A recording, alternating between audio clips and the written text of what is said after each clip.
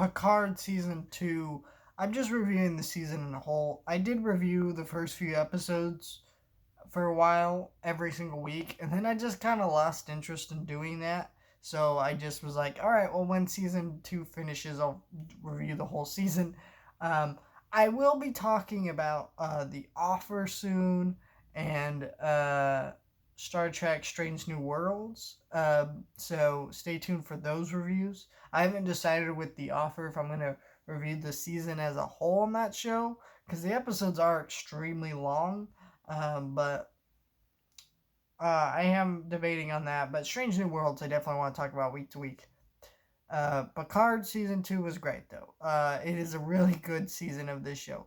I think this show really does this character Picard a lot of justice, right? Because it's kind of like Logan. It's except you're seeing, instead of seeing Professor Xavier at a time in his life where he's old and decrepit, we're seeing Picard at that time in his life, and he's he's aged and worn out. And I'm a huge Next Generation fan. So when I watched all the Star Trek shows, because I've seen all of them, the original series I appreciate, don't love it. Well, okay, that's not true. There are episodes of the original series I love. I don't love the series as a whole. It's very dated. I appreciate what it did for the time, and obviously, it's one of the most important TV shows of all time. Doesn't hold up so well though.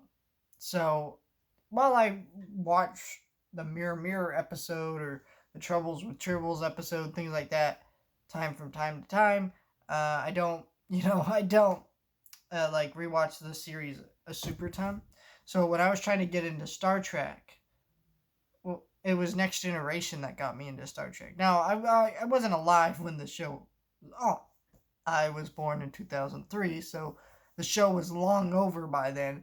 But the show was so good in its good episodes. Sure, it had a lot of bad episodes, but it was so good in its good episodes that it made me a lifetime Star Trek fan. And for a while there, I actually preferred Star Trek over Star Wars. I don't think that's true anymore. Star Wars is just more exciting and easier to watch. But Star Trek is amazing, though. And I love Star Trek. So, that is what made me a Star Trek fan. So, of course, I'm going to love the show that further develops my favorite Star Trek captain through his life. It's kind of like Wrath of Khan did for Captain Kirk, right? You see him aging, you see him getting older, and him reflecting on his life and having to face old villains and old parts of his life.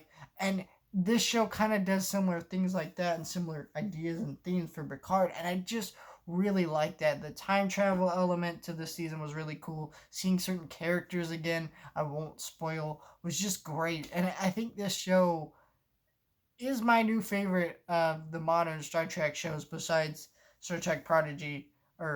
That animated series is just fantastic. And I'm sorry, any Star Trek fan should watch that. And I haven't seen the first episode of Strange New Worlds yet, so I'm not going to really state what I feel on that. But yeah, I really love Picard. I really love what this show is doing so far. It's one of the most exciting things to come out of Star Trek in just years. I thought season 1 was alright.